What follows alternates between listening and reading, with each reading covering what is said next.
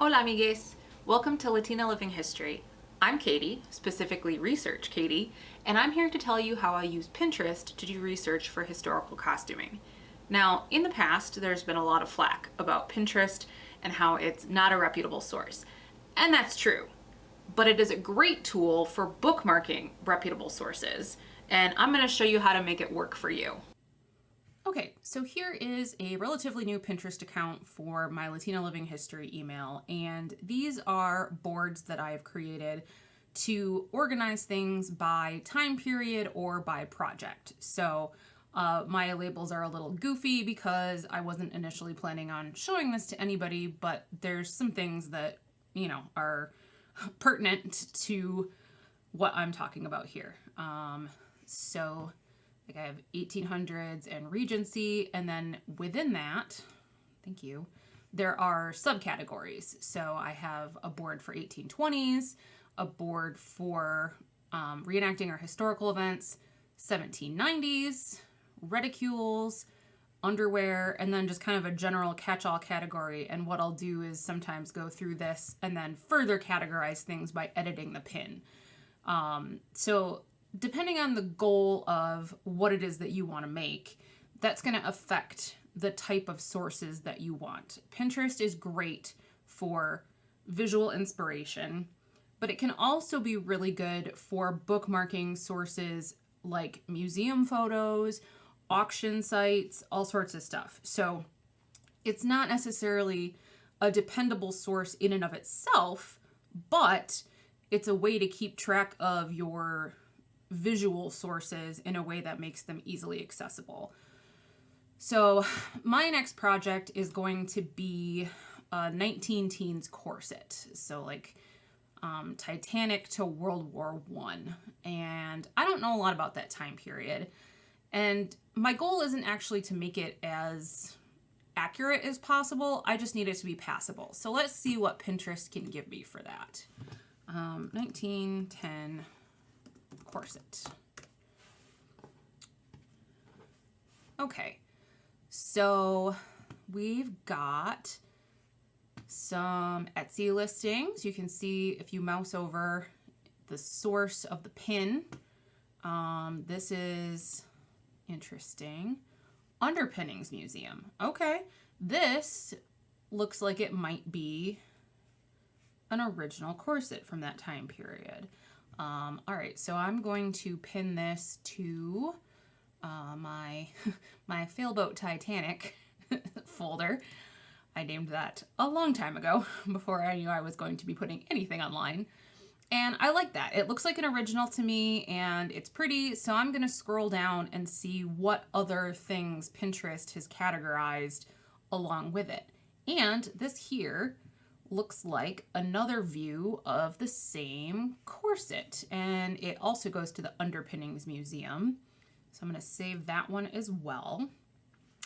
And the further I go into this kind of related pins rabbit hole, sometimes things get more related and sometimes things get less related. So it's kind of a job to accustom yourself to what you're looking for and to be able to tell, okay, I've reached the end of the applicable results that I'm going to get underneath these pins, or hey, this is looking really good and I'm going to go down a research rabbit hole.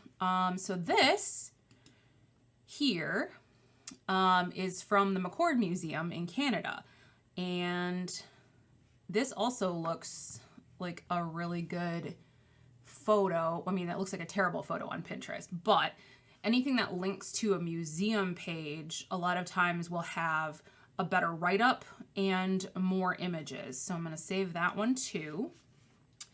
And sometimes the museum links will have, yeah, so this one's from the Met Museum right here. And that looks like it's going to be a really interesting photo. Like even in the Pinterest preview, I can see stitching lines and stuff like that. So stuff that I can see already. I'm going to click this. Yep, okay. Due to rights and restrictions, this image cannot be enlarged, viewed at full screen, or downloaded. But I can, let's see, zoom my browser in. Stop. All right, so it's not awesome, but I can see where the busk ends, where the boning ends. This little cutout is really interesting. I haven't seen that before, and the lace along the bottom is really pretty. I like that. And this looks like it might almost be elastic up here, so that's really fascinating.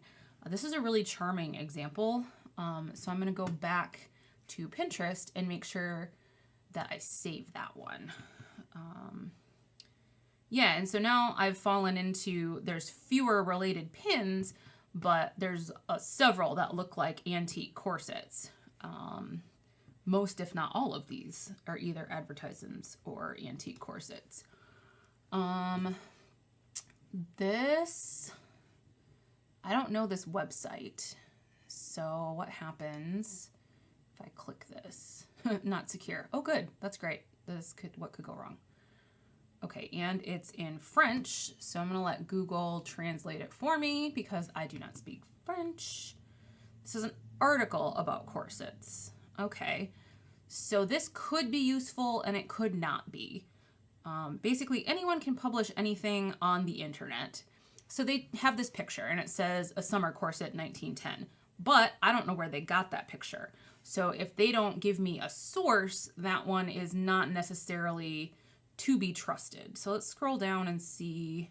They do have sources, image sources. Enveloping summer corset. All right, this is another web page here that I'm going to translate. So this looks like it might be potentially a private collection. But it's of antique corsets, and they've got details about their corsets in their captions. Even better is if you know someone, and I do, several someones who speak French that can help me if I run into something where the caption is of interest to me, but it is imperfectly translated to English.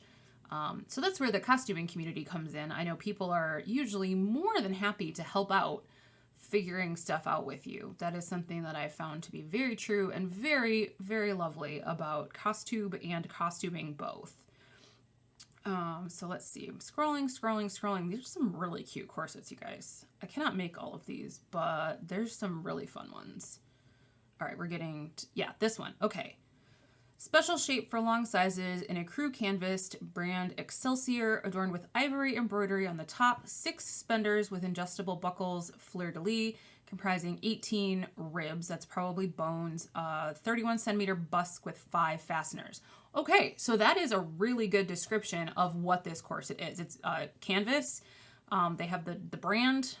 So like if I wanted to, I could potentially go look up that pattern or that corset company, find out more about them. I am not trying to recreate this particular corset, so I'm not going to do that right now, but that's something that I can then pin. And I'm not actually going to pin it from this. I am going to...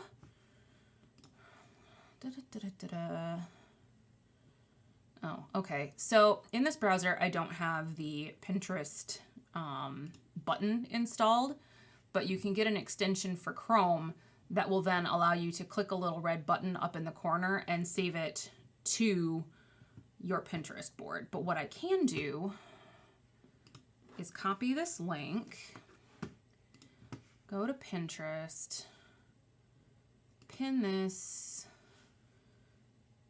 go to the board, edit the pin, and I am going to put the link for the original page in the pin. So that's the original source there. And now that is attached to this image for me. Okay, so I'm going to organize this, and I've selected the corset pictures, and I'm going to come down here, create a section. And it's going to be 19 teens corsets. There we go. Oh, man.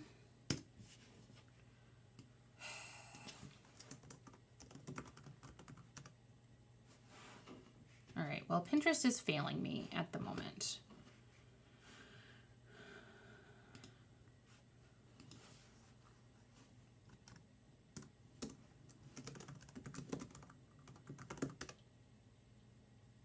Oh, okay. A section with that name already exists. Great.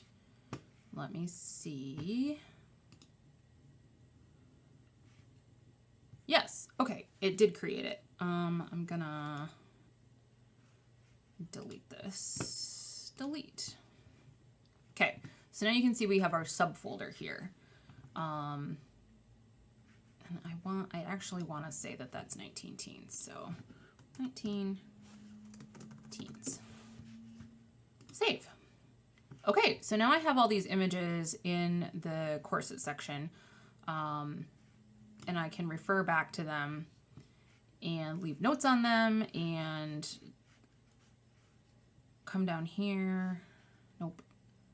I want to see what this does.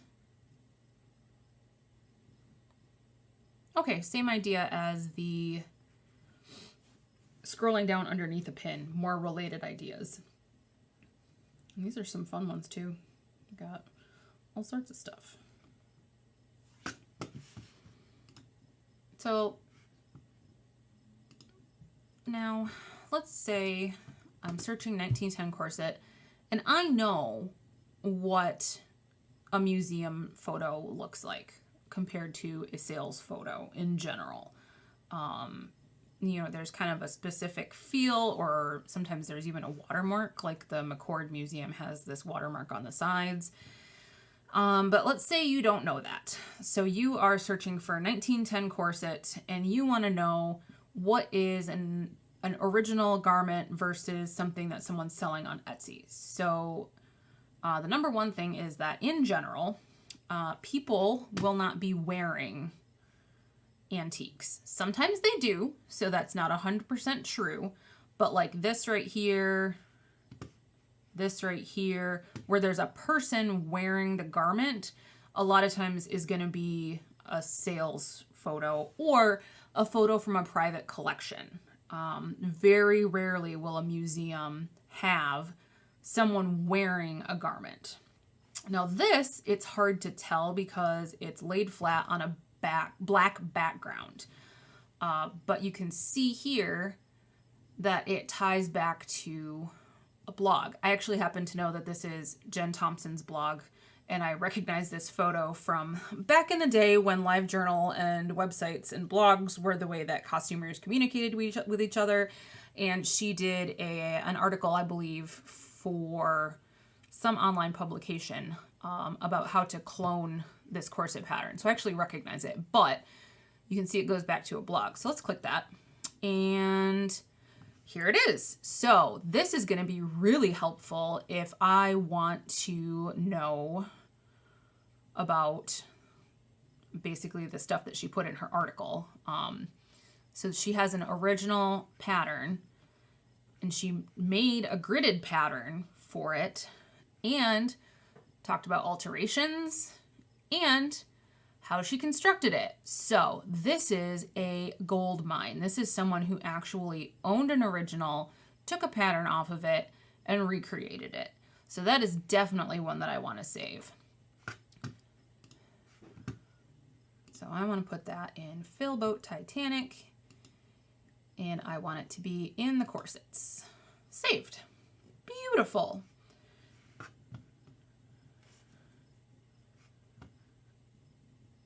Now, some of these can be hard to tell, like I said, because like she took really professional looking photos for hers, her blog picture.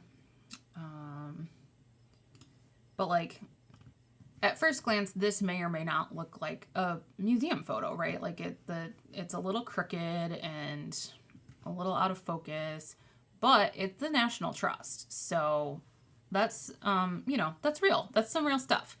And there's another view here.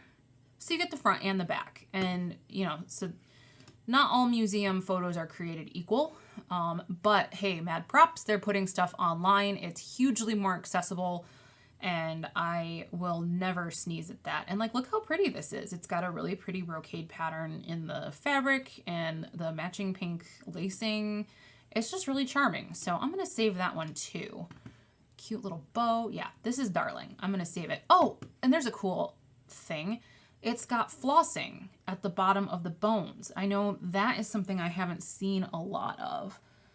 And that's really nice because the bones don't go all the way down to the bottom of the corset because these are like long and go over your hips.